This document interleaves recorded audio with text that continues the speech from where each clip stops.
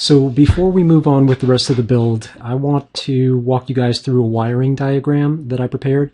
This diagram took me about a week to put together, but it's been so helpful for me, just to make sure that I'm double checking my connections before I connect everything and that I can plan out my wiring harnesses ahead of time. Now, if you think that this is going to be a plug and play operation, think again. There's nothing about hooking the components into the flight controller that's truly plug and play. You're going to have to get your hands dirty. You're going to have to cut wires, crimp headers, solder wires, create Y harnesses. Don't be afraid to do it, but you are going to have to create some additional wiring connections. So this is my overall wiring diagram. So there are a couple of things that we're going to be focusing in on. MinimOSD and the 3DR XB radio. The reason that I pulled these two components out, that I pointed these two components out, was that it's typical in one of these setups that you'll be either running telemetry or the MinimOSD, but you can run a 3DR radio and an OSD at the same time as well. There is a little bit of black magic that's involved, but I'll walk you through what the wiring diagram looks for that. This is a schematic of the board. This is the top right-hand corner of the board, which is serial 1, serial 2, and serial 3, as well as a 5-volt output. And then there's the FTDI port over here, so that's just to get you oriented. Now, as far as connecting the MinimOSD, you can run the MinimOSD in one of two different configurations. You can run it as a master, or you can run it as in slave mode, where it's just a packet sniffer. Now, if it's running in slave mode, which is what I have here in the diagram, 3DR is the serial component that's going to be initiating the MAVLink connection, initiating the MAVLink session with the flight controller. So transmit says, go ahead and start, and then what the MinimOSD has done is, let's see if we can trace this out here. So this yellow line, this is the transmit pin from the flight controller out to the 3DR. 3DR packs up that information and then sends it off to the ground station. There's a tap splice here. This is just a Y harness. You can do it any way you want. You can solder two wires together. It doesn't matter. But this is just a tap splice. The other transmit line is going to go into the MinimOSD's receive line. Now, if you notice on this schematic, the transmit port's not being used.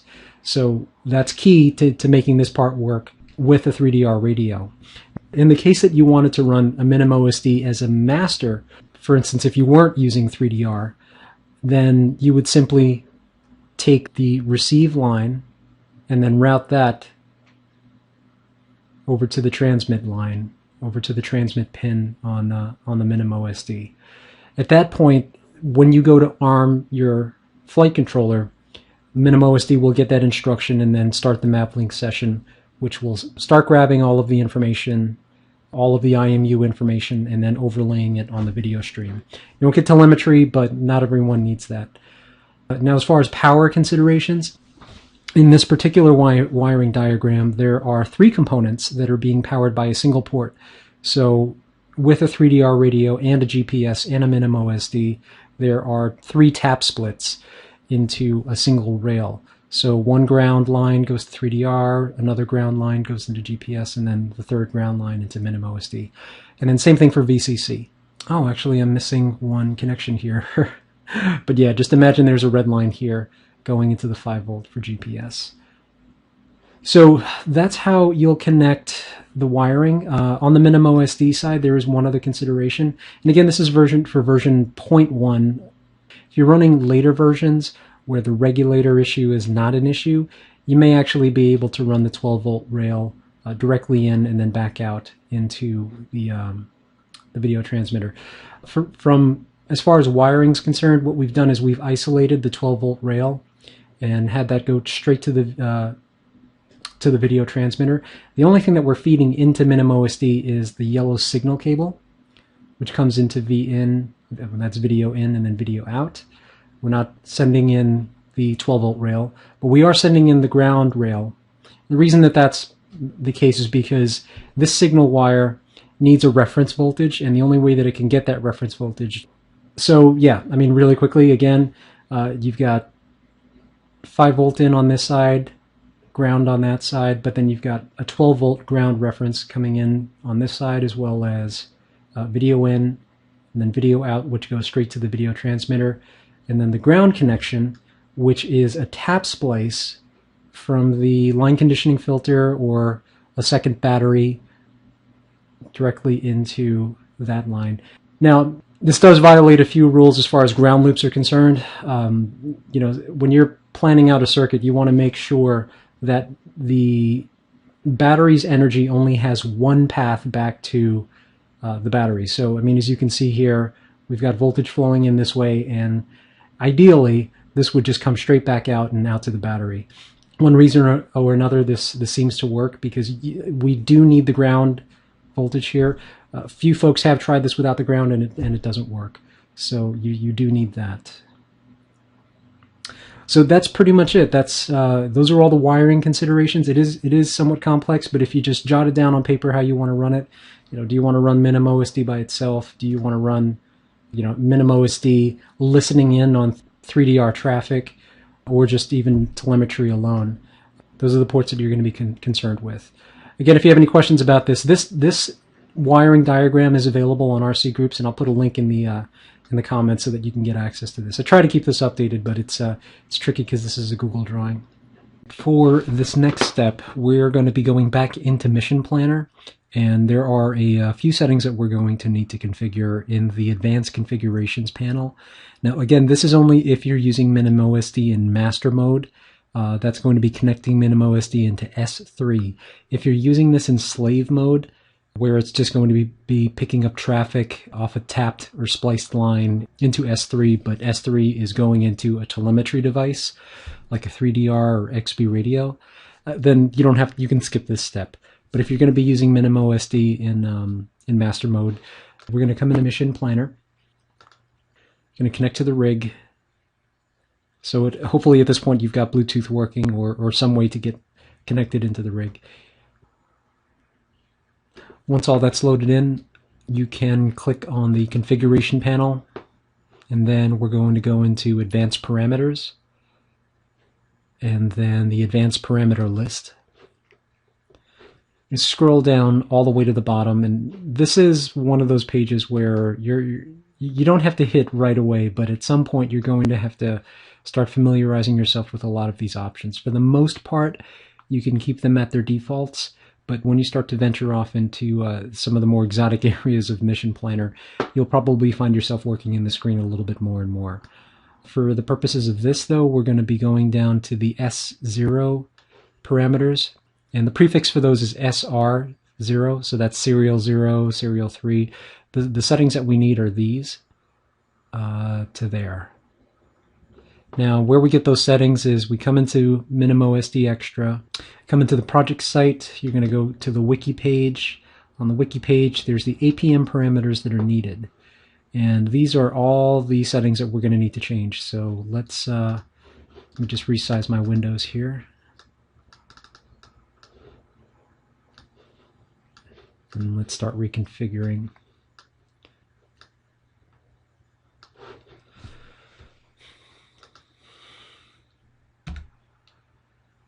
So it looks like there's a new setting here. We're going to leave this at 0 for now, but I'll drop a note into the project site to see if that's going to be an issue. All right, so once all that's done and you've set those and configure those, we can go ahead and write to the rig. And I like to click that off twice just to be on the safe side. And then if you want to be sure that everything took, then you can just click on refresh parameters, and then we'll take a look at this list again. All right, so when we get this connected up, everything should just work. This is the moment of truth. We have everything set up, and I've got all my harnesses built up. Now, keep in mind, when you go to put your final wiring together, it's probably not going to look like this. What I've done is created some temporary wiring harnesses just for the purposes of illustration, just so that I can connect all of this up for you really quickly, so you can see exactly how involved this is. And I have to admit, after going through this process, after having gone through this process now twice, I can say that this is easily one of the more complicated parts of this setup, next to PID tuning. but no less exciting. So let's look at some of the components that we're going to be using here. Again, this is a setup for running MinimOSD in master mode. So we're not going to be using a 3DR radio for telemetry. There is a separate setup for that, but it's a little bit different, and I'll go through that once we start looking at the wiring. So I've got my radio ready to go, and when I turn on my radio and then arm the rig, that's the moment when the Mavlink session should initiate and we should start seeing data flowing into the on-screen display. So just quick overview of the components here. Line conditioning filter, that's going to go into the battery tap here, and that's going to provide 2 power outputs. So you can see there, it's going to provide 2 power outputs to power both the camera and the video transmitter, which are both rated for 12 volts. RMRC 480N, Fat Shark 250 milliwatt, 5.8 gigahertz radio. And then these are 3 sets of wires that are going to allow me to connect the line conditioning filter to power both the camera and the transmitter. And we've got the MinimOSD over here, and just a quick wiring diagram which I'll walk you through in just a second. So let's take a look at the tricopter. I've made a lot of progress with this. The power distribution board has been built, everything's powered up, CPPM mode is working, the flight controller's been flashed and is pretty much ready to go. All I have to do at this point, to be honest, is slap on some propellers and go fly. But it's like 5 degrees outside, so I'm not going to do that. Just really quickly, again, reviewing the connections on the board. I'm powering in through the extend port. Receiver connection goes into there, and that's the CP. I'm running this in CPPM mode, so I'm connecting in the PPM stream into port pin A8. My ESCs are all running into the servo output pins. And then one interesting thing here, this is only specific to tricopters, D7 is the signal pin for the yaw servo on the tail. But because of the way that I'm powering this board, and that's through the extend port, I have to power the servo through a separate BEC. So what I did was I split off one of the power leads from one of the electronic speed controllers, and that's what I'm using to power the servo. But anyway, that's an aside. Where we're going to be focusing our attention here is the serial ports. Now, as you can see here, I cheated a little bit, and I'm using a 4-pin micromolex connector. You don't really need to use the 8 one for this because the way the pins go, and if you see the wiring here from bottom to top, it's ground, VCC, and then receive and transmit. And then that just outputs to this header, which I had already built, and we're going to be using just to get this configured. So let's get this connected up. As far as the wiring's concerned, this is what we're going to be working with. On the MinimOSD side, we've got 6 pins. First and sixth we're not going to be using, but it's TX, RX, 5 volt, and ground. Now on the flight controller side, as you can see here, we've got power, and then the S3 ports for TX and RX. The only thing you have to remember here is that you're going to be swapping, well, you're going to be sending RX to TX and TX to RX. And again, this is only when you're using MinimOSD in master mode. If you were to use this in slave mode, you would take the S3 transmit pin and connect that to the MinimOSD RX pin and completely remove this wire. And this wire would be a tap splice into the 3DR's transmit pin. So let's get to wiring. So first things first, let's get we'll do that last actually, because that will expose some live ends. Here's my line conditioning filter, and I have colored the pins just to make sure that I don't accidentally reverse the polarity on this. So definitely something to pay attention to. So that's going to go into there, and then interestingly enough, on the Fat Shark transmitters, you don't have to use their locking connectors. I mean, it's nice to have, but you can use just regular header, crimp header housings. Those will work just fine. So ground on top, battery on bottom, that will go into there. And then this is the wiring harness that's going to connect the camera to the MinimOSD, and then the MinimOSD to the video transmitter. This part's a little complex, and I have a wiring diagram up in my blog so that you can follow along on how to do that. But let's get this part connected. So, okay, ground and hot. Again, this is a 4-pin micromolix connector. This is going to go into the back of the camera. And just so that you know, I reordered these pins, just took a little needle and popped them out, just so that they map color-wise to what the camera is. There are a couple of very basic conventions. Black or brown is always ground, red is always hot, or your VCC or 5-volt line. Yellow is typically going to be a signal pin. In this case, it's going to be the video pin, and then the green pin is going to be the audio. So that plugs right into there.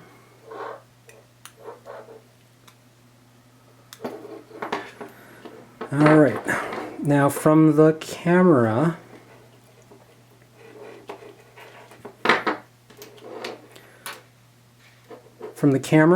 we're going to plug just the video signal in. We're going to plug just the video in and the ground pin. Now the ground pin is critical for this because it does need a ground reference voltage to be able to operate properly. So it's going to be signal on bottom, ground on top. We're not going to be using the 12-volt rail on this because, again, we've got that pad soldered and we're powering all of the components on a completely separate rail. So this is the output. The pins on the left are the input, the pins on the right, or the trio of pins on the right, is going to be the output, and that's what's going to go to the video transmitter. Now on the video transmitter, I've got a 4-pin header here, but that's just to help me with orientation. We're only using 2 pins on this, as you can see, and that's going to be the video pin and then the audio pin. So that's just going to plug right into there. Just double check that I've wired this up right. Audio right, 3rd pin in is video in, and we are set to rock. Now the last thing to connect in is the MinimOSD, and again we're only using pins 2 through 5. I made that visual there just so that you can see that the TX and the RX lines got switched. And this is going to plug into here. And again, this is where color coding helps. You want to make sure that you're not swapping polarities, not connecting pins that shouldn't be connected together. So ground with ground, hot with hot, and everything else just lines up. And again, the prerequisite for getting to this point is that you have done the mission planner configuration, set the serial 0 and S3 advanced parameters in the advanced parameters list. If you haven't done that, just rewind and go back to that step, because otherwise this won't work for you. Okay, so last thing to do is plug in the power. Now, one note about powering all of this: if you are running something like a TBS core which powers everything on at the same time, this probably won't work. You have to separate the power rails to the MinimOSD from everything else. You can power the board, but you can't start feeding the signal in until after the board is initialized. So it's okay to power this board up when you turn on the flight controller power, but the video signal that comes in, that can't start until afterwards. So turn that on, a couple seconds later, turn this on, and then everything should be okay. So, moment of truth, a couple of things over here.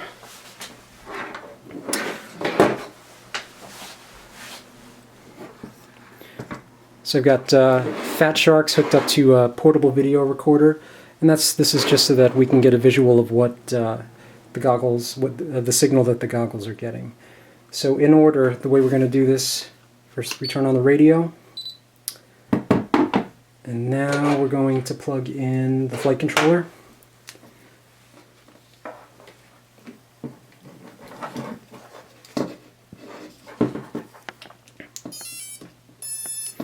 These are Simon K. flashed ESCs, so that's the tone that you're hearing. Bluetooth is connected, but we're not going to be using that. And we're going to wait for the lights to settle down and start blinking red before we try to arm this. Now, Now what I'm going to do is turn on my Fat Sharks to get the receiver going. And then I'm going to turn on the PVR. That's a lot of equipment. Okay, good. And if everything worked, when I power this up, we should see something on the screen.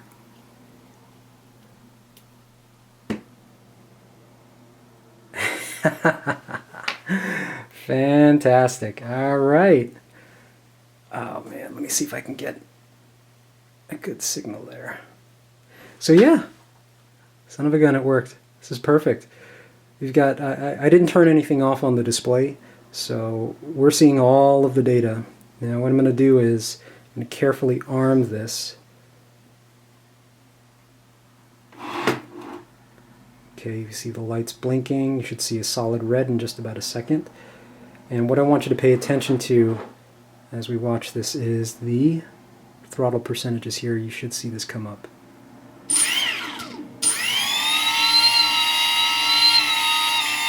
See that? We're getting Mavlink data. And if I move this right or left, you should see the artificial horizon going.